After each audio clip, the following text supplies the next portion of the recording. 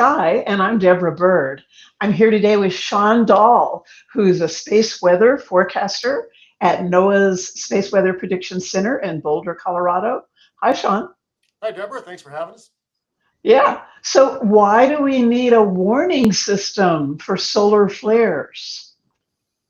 Well, Deborah, we need the information about what the sun is doing because it impacts our way of life through our technology.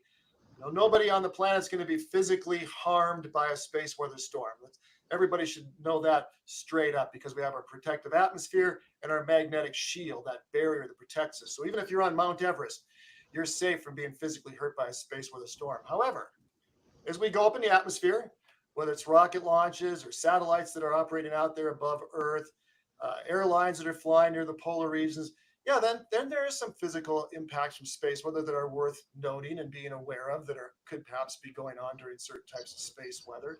But it's really mostly about the effects to our technology in general that we have concerns with, which is why we have a warning system when it comes to space weather storms. Okay, so I mean, like if we say the words solar flare, then people get scared. But who is being warned here precisely? Like, who are your customers? Yeah, when it comes to solar flares, it's a wide variety. Many of them have communication interests, as in communication technology, especially those that operate in the high frequency realm, which is roughly 3 to 30 megahertz.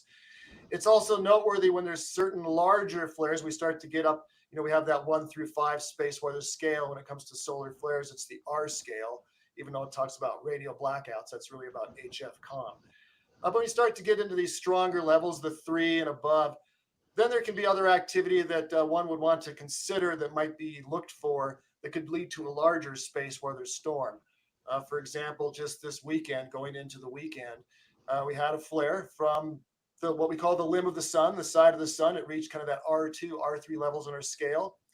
But it launched a solar radiation storm into space that arrived here at Earth. And that provided some impacts to potentially to HF communication in around the polar regions. Satellite operators need to be aware of that information. If there was any concerns to the technology on the way the satellites work out there in space, as far as we know, there were no impacts from that. And of course, astronauts that reside on the space station. And when we go back to the moon, these events are going to be extremely important to warn on and talk to NASA about for the health protection and benefit of all 4 astronauts as they go back to the moon. And so, yeah, so the storm you're talking about, we do a daily sun post here at EarthSky, and we saw imagery from that storm, and it looks like snow on the images. It looks like, it looks fuzzy in the same way that the old TV sets would show snow. And so, is that what you're talking about? Yeah, that's the storm that caused that you were seeing on those sensors. It's these energetic particles in the form of protons that arrive wherever they're going, in this case, whether it's on Mars or whether it's instrumentation we have in space to monitor the sun for us. And they can cause these artifacts that look like a blizzard on the sensors. And the stronger the storm, that means the more energetic particles there are, and the more likely you are to see these blizzard-like effects on the sensors. So those that rely on star tracking for positions, they can be impacted by these events and have to come up with another means to maintain their position because they can't see in the midst of those radiation storms, those types of tracking systems. So the sun is close to the peak of its 11-year cycle right now. So we're getting a lot of strong flares and these events happening. And so what happens when one of these events, a strong event, take place? How strong does it have to be to trigger your system? And when your system is triggered, what happens? What is the warning system for solar flares? Right, Deborah, there's a lot that goes on here because there's many things that we're forecasting and looking for when it comes to space weather, but there's 3 main areas that relate to what we call that NOAA space weather scale. You have the solar flares that relate to the R scale. You have solar energetic proton events that we just talked about that relate to the S scale, the radiation storms. And then you have the geomagnetic storms. These are the G1 through G5 scales. So solar flares, when they happen at speed of light. So we see it, and the effect is instantaneous on the sunlit side of our planet when you get to these stronger levels. That means immediate impact to high frequency communications. Now, fortunately, we have all sorts of other ways to communicate, but it's still a primary means for some operators and a necessary backup means for such as the aviation industry flying over oceanic routes. So that's one impact. We have to make notifications when we reach certain levels immediately to some of the air traffic control entities as well. Radiation storms, we have to make notifications similar to them as well, but also to NASA, especially the Space Radiation and Analysis Group. We talk about geomagnetic storms. We're also making direct phone contact with transmission operations centers here in North America. And we get to certain levels, the G3, we're making a hotline call with the entire power grid of most of North America. Okay, so let's talk about aviation for just a second. So one of these radiation storms takes place, and you're saying that it travels at the speed of light. So the sun is 8 light minutes away. So in 8 minutes, these radiation particles hit Earth's atmosphere. So are people in high-flying planes then in danger at that point? Right. So solar flare is the speed of light. That's photons of energy. So we can predict the probability of the solar flare will happen, and if so, how strong it might reach on that scale. But we don't know that one is imminent, so we can't warn on them. And even if we could at speed of light, the effect's already here when we see it. The radiation storms are a little bit slower that you were talking about. They can get here as fast as 15 to 20 minutes. Sometimes they can be much slower. So we have a little warning time there, and we can put out a warning for radiation storms. And that warning is used by all sorts of different sectors, but focusing on the airlines, yes, they will use that information and they will abstain from flying near the polar region routes, which are shortcuts today to save fuel and time and money. They won't fly those routes when we have even the lower levels of the storms going on, because it affects the communications, that high frequency backup realm. It's usually at the S1 levels or certainly higher. It kind of wipes out that capability around the polar regions, and they have to have that. So they'll fly further equatorward. And then if it's energetic enough particles, radiation storms are funny because we measure them in two ways: the amount of energetic particles, but also the amount in different energy levels. So you have the higher energy levels when they arrive. That's what can cause the radiation exposure, the damage to human tissue potentially. We didn't reach anywhere close to that level with this event, but we did reach a level that was strong enough to warrant concern for NASA and let them alert the astronauts on the space station that there was a higher than normal amount. I don't know of any protective measures beyond usual that they had to do, but gives you an idea of how this information is used out there. And for the airlines, there is a risk for radiation exposure when we get those really high energy levels at large enough quantities that there would be a radiation risk. So they will drop in altitude, Right. and fly That's what further I was wondering. equatorward to avoid exposure. Right. Okay. So that's what I was wondering about. So if it takes that radiation 20 minutes to get here, then they do have the option of dropping down in altitude, and then you've got Earth's atmosphere, correct? Yes. Protecting you from the radiation. Yep. Drop down far enough in the Earth's atmosphere, and those particles shouldn't reach to those levels. Okay. And so that's why you're warning them, so that they can take those steps to drop down, right? Exactly. Take their necessary protection steps for the safety of the air crews and passengers. And that is why they get these warnings and advisories that we put out for space weather conditions. Right. And so let's go back to the geomagnetic storming. So that's another effect, a different kind of effect of flares that are happening on the sun. So a flare takes place on the sun, and sometimes a big chunk of material leaves the sun and heads toward Earth. And that takes longer to get here, correct? That's correct. Much slower time. So you have your flare speed of light, effect is instant. Solar radiation storms can be nearly the speed of light or much slower and arrive anywhere from 15 minutes to 24 hours later. But the geomagnetic storm, that coronal mass ejection that causes that, what we call CME for short, a blast of solar material, as you described it, heading out into space, and embedded with it is a strong localized magnetic field of energy coming from the sun as well. And when that reaches Earth, then things can really spin up an activity on the natural currents that flow around our planet that lead to escalated conditions and concerns for a wide variety of technologies out there. But one important thing about these CMEs when they arrive at Earth, it's not necessarily just about the bulk of solar material that's arrived. It's really about that magnetic field, because Right. the magnetic field is pointed northward. So along comes a CME. It'll pack a punch when it arrives and things will escalate. But if it's orientated the same direction as Earth's, we're not going to connect well and things will settle down rather quickly. But if it's opposite Earth, then we connect, like putting the two opposite magnets together. And that's what happened in May 10th and 11th, is we had a very favorable connection for 24-hour and more hours that led to these G4 and G5 conditions for that large amount of time. So we had those on May 10th and 11th, we had those G4 and G5 conditions, and the result was a fantastic auroral display, correct? That happened over much of the globe. We saw pictures of the aurora from much farther south than usual, and we saw, auroras in the southern hemisphere that were much farther north than usual, correct? Is that the May 10th and 11th event? Yeah, this was a very prolific auroral producing storm. Because we had such strong, we reached what we call extreme, the top of the scale, the G5. But also know that G5, you can have a G5 that's at the top of my head, which is what this storm was, or a G5 that's 3 stories above me. And that's what we've yet to experience, but we know that it's historically possible. But even so, this storm produced magnificent aurora, northern lights, southern lights viewing of large sections of the globe in areas that don't normally ever see this or haven't seen it since the year 2003, perhaps, or even earlier. But yet behind the scenes, the technology and infrastructure operators were busy mitigating the problems that can happen, those that they could manage, that can happen from that type of storm.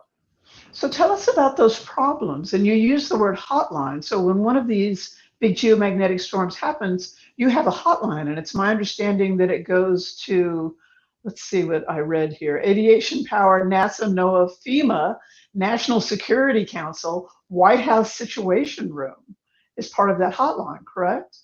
The hotline is strictly for the power grid, so the North American Electrical Reliability Corporation. But we are talking to all these other entities, whether it's other SWPC staff. When I say SWPC, I'm saying Spaceweather Prediction Center, SWPC for short. That's who you work for. Yeah, we're engaged in talking to FEMA when we start to get to those 4 levels on our scale, and the White House Situation Room is made aware when we get to 5, or even perhaps at the 4 level if we're expecting a 5. And that's why during this event, anybody that was watching the news may have heard that some of the reports that the Biden administration is monitoring the situation.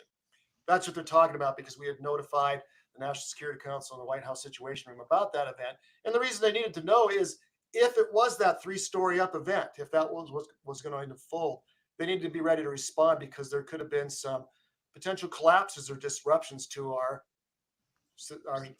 actionable, things that we rely on with the power grid, for instance.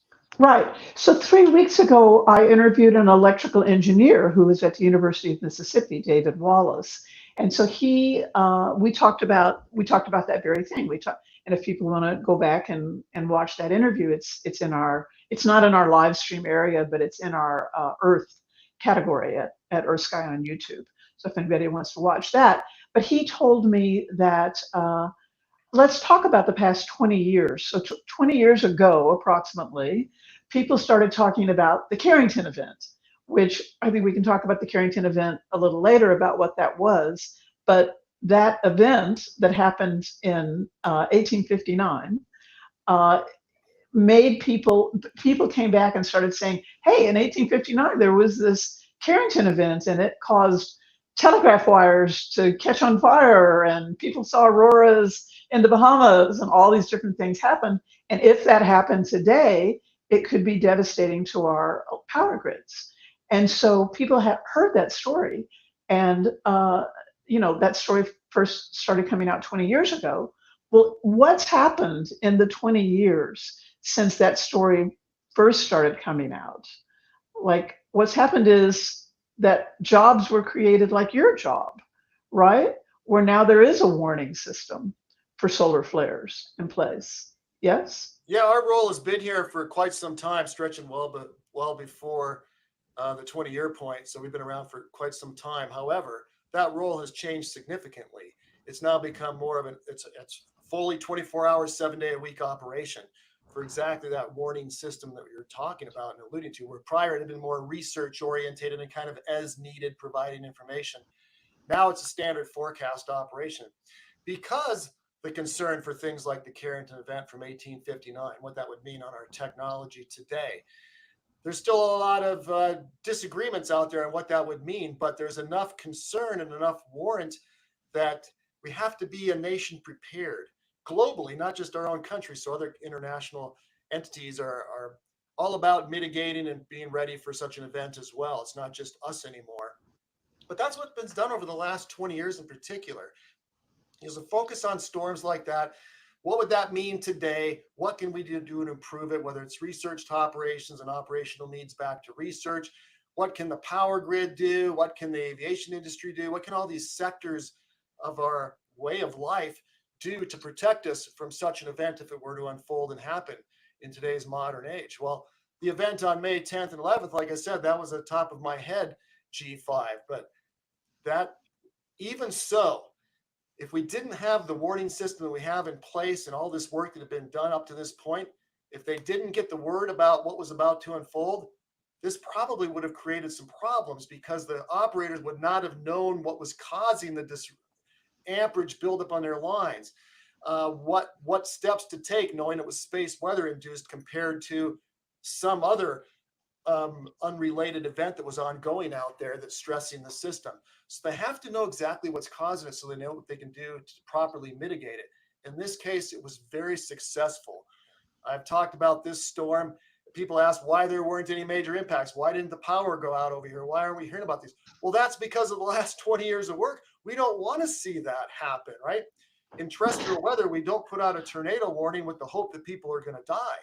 That's the idea, right. Protect people's lives. When it comes to space weather, it's not about people's lives necessarily, unless you're astronauts and aviators out there, but it's about what can we do to protect you? We don't want the power to go out. So here's what we're going to do so they have the information they need to take the proper actions, as an example. Right. And one of the things that David Wallace, the electrical engineer that I spoke to, told me is that, thanks to the warning system that's in place, the electric grid operators know that when one of these events happens, they need to shed load in order that they don't get this overload on the system that could bring down the power grid. So now, they have that capability of getting the information that they need, like you just said, to take those steps to help mitigate the problem, which isn't to say that no power grid anywhere is ever going to go down again due to a solar storm. I mean, certainly one could go down, but we frequently hear things from our audience like it's going to knock us back into the 17th century when one of these events takes place. And do you have a comment on that? I mean, do solar flares and geomagnetic storms now have the power to knock us back into the 17th century, power grid wise? Yeah, that'd be a lot of speculation on my part, so I won't even try that. But I am quite confident that we have a very resilient system.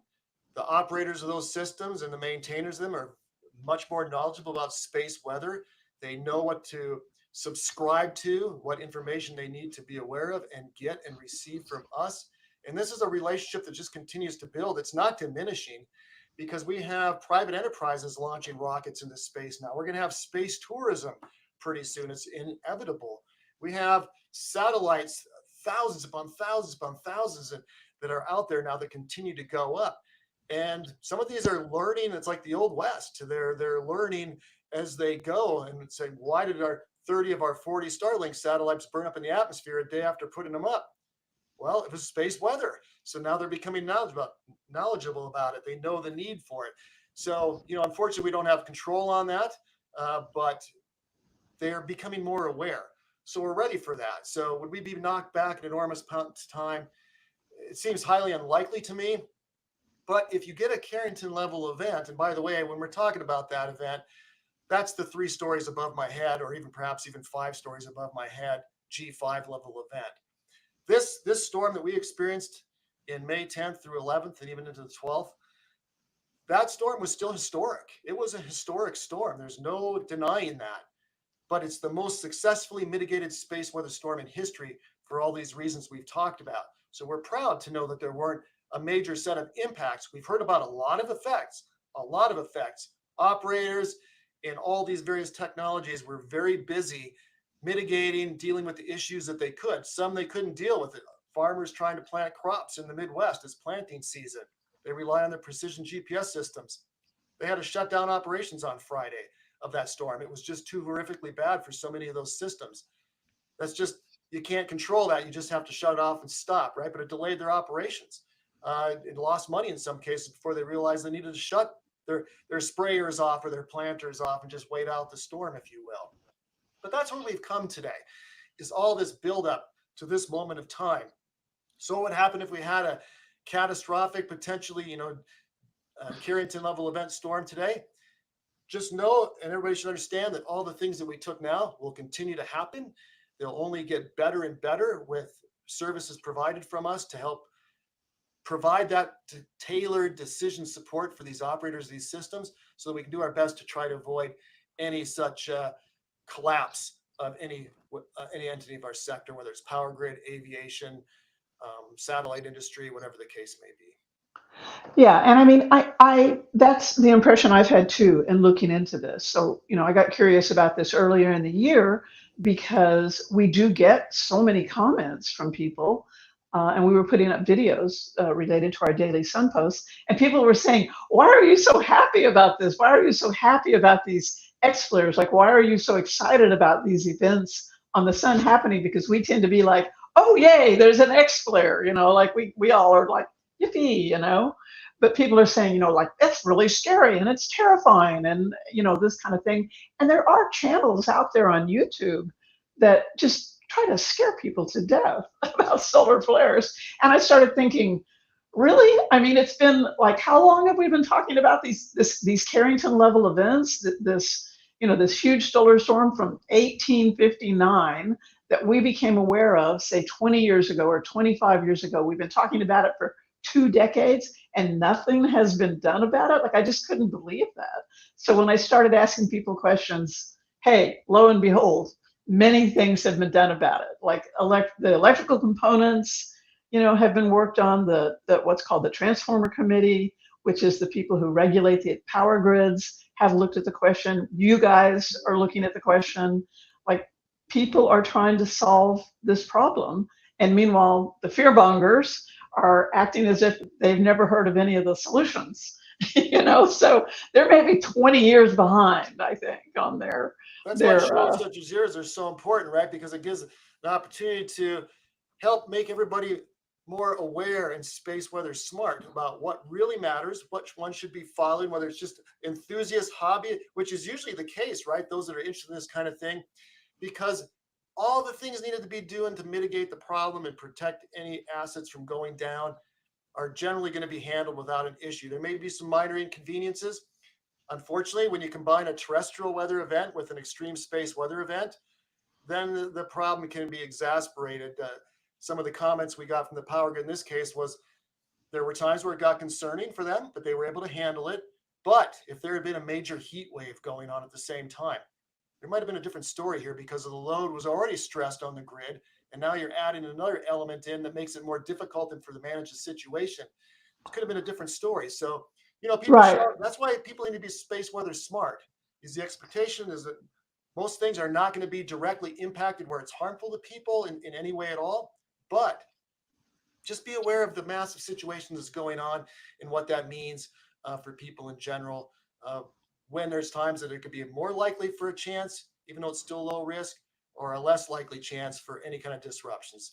This event, people should have just been able to go out and enjoy the aurora chance of a lifetime of viewing, knowing that behind the scenes, not only are all the operators doing what they need to do because they're getting the information from us, but we here in the forecast office, the Space Weather Prediction Center, and our whole staff are deeply involved, making phone calls, contacting customers, getting them smarter throughout this event, because they had a lot of questions, even if they weren't getting a direct service from us, to maintain their systems properly. So that's what's going on behind the scenes, and everybody else should just be able to enjoy the chance to see the aurora.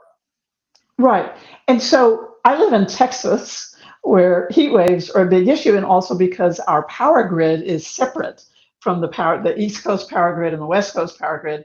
Like, I think you're the one who told me there's East, West, and Texas. Mm-hmm. So Texas is not sharing a power grid with the rest of the country. And we did have a big outage in, I think it was 2021, where we had an unexpected freeze that lasted for multiple days, and the whole state went out for a number of days. So I was without power for 4 days. And I mean, it was, like 16 degrees outside, which for me as a Texan, I might as well be at the North Pole. That's like really cold for me. But, I had a sleeping bag. I was fine. But the thing that we here in Texas fear is a heat wave. because our power grid appears to be so fragile. So now you're saying that if we had a heat wave and it was combined with a solar storm, that could be the big knockout punch that takes our power grid down, right? That's not exactly what I'm saying, but what I'm saying is if you combine that terrestrial weather event like a heat wave with an extreme space weather storm, the chance for some kind of failure rises. Doesn't mean it's still going to happen. And down there at the ERCOT, the Texas part of the grid, it's still interconnected. They can still flood things or receive current from other. They're not just solely like their own republic down there. So that's also a less geographically prone area for currents that can build up on the grid. So they've kind of got that going for them. But if you had the if you had the major heat wave in the upper Midwest or Northeast or perhaps even Washington State or British Columbia, okay, now you're talking about a different story here because those are already prone areas to higher developments of these currents on these high voltage transmission lines. So that's kind of more what I'm alluding to here when I talk about that escalated chance. And that's just talking geomagnetic storms. The same thing can happen with other space weather storms. In 2017, hurricanes had ravaged the Caribbean islands, and HF communication was a very relied upon means for FEMA that was setting up centers down there to help with hurricane response and for hurricane reports to come into the network from people that watch those things and report conditions. We had the largest solar flare of the previous solar cycle when all that was going on. It was a long duration event. It lasted some hours. And that really cut down the ability to communicate in that area because it was on the sunlit side of Earth. So once again, extreme space weather with extreme terrestrial weather, and the impact certainly broadens. Well, I'm happy to hear you make that point that we're so far south that maybe the solar flare won't be affecting us in quite the way I was thinking. But so thank you for correcting me on that. I just want to ask you one more thing, and that is there something that people should do? I mean, what I'm hearing you say is that we're much more protected from power outages and other kinds of events that happen from solar flares, but that these events might still take place. So is there anything that people can do to help themselves and protect themselves personally? Yeah, Deborah, there certainly is. I'd like to call it the same things one would do to be ready for a terrestrial weather-related power outage. You should always have a weather radio. You should always have batteries on hand, food and non-perishable food in stock. If people are in hurricane-prone areas, they tend to have water ready, fill up on bathtubs and such things. I'm not saying people have to go through all these steps for an upcoming space weather storm, but these are things people should already be doing. So if you haven't done them, now think about space weather, and that just maybe should exacerbate the need to have things ready like that, simple protective measures that one can do to prepare if there was ever going to be an induced. Because the difference between a terrestrial weather power outage and a space weather induced power outage is coverage. When it comes to terrestrial weather, usually it's much more localized, right? You'll have a tornado wipe out, unfortunately, a section of a town or a community, and the power is destroyed for some amount of time in a small area.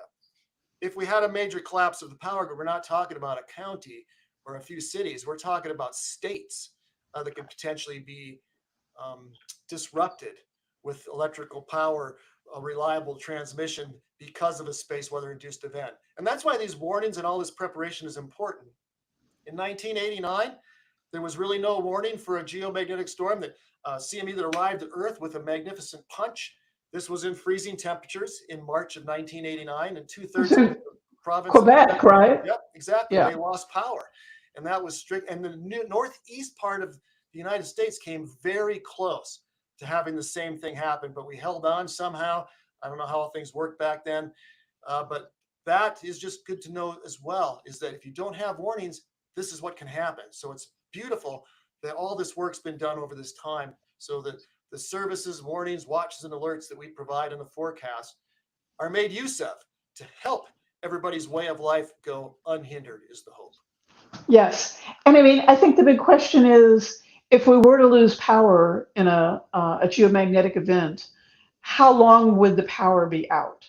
And so I don't want to get into that today because I understand that there's some controversy about that. David Wallace told me maybe a week. Other people have different ideas on that. But we'd love to have you back on sometime to talk about solar flares and and the warning system that I think is just a huge success story that that humanity has been able to figure out how to create this system for warning of solar flares, which we totally didn't have when I was a young woman in the 1970s, first writing about science. Like we didn't have that same type of warning system in place. So congratulations to all of us. I mean, it's a huge achievement. Yeah, it's a great accomplishment. Everybody should be proud of what this country and the United States alone has done as an investment in space weather preparation and actions, because it paid off with this Right. historic geomagnetic storm that we just experienced. And we're not out of the woods yet. This solar cycle has been much more active than anticipated. We have all of this year, we have all of next year, and even the 2026 year, where we could experience a more increased risk. We certainly aren't going to say that we're going to think that another G5 storm is likely because they're so historically rare, but this has been a much more active than anticipated cycle, and we're going back to the moon. We have other things going on out there, like I talked about, more things that are taking place, whether it's in the space realm or technology realm. That it's just great that shows like yours are talking more about space weather to make people smarter about the issue, know when to get concerned and when not to be concerned, know where to go, such as our Space Weather Prediction Center webpage, and to get the real factual information on what's happening out there. And so, what's that called again, Shawn? What's that called, that page? We're at swpc.noaa.gov. That's our public website. Everything we can possibly provide available is out there free of charge, because this tax-paying society is paying for all this work, so we make it publicly available. And that's where you can go and get all the true facts on all of our products, and even subscribe if you want to get direct emails about certain types of space weather. You can subscribe to those services. Fantastic. And EarthSky also has a daily post on the sun where we track the sun's activity every single day. That post is written in part by Dr. C. Alex Young, who's a heliophysicist at NASA Goddard Spaceflight Center. So he knows what he's talking about. And that's a good resource too, earthsky.org. So Shawn, thank you so much for joining us today. It was very interesting. Hey, you're very welcome, Deborah. Thanks for having me.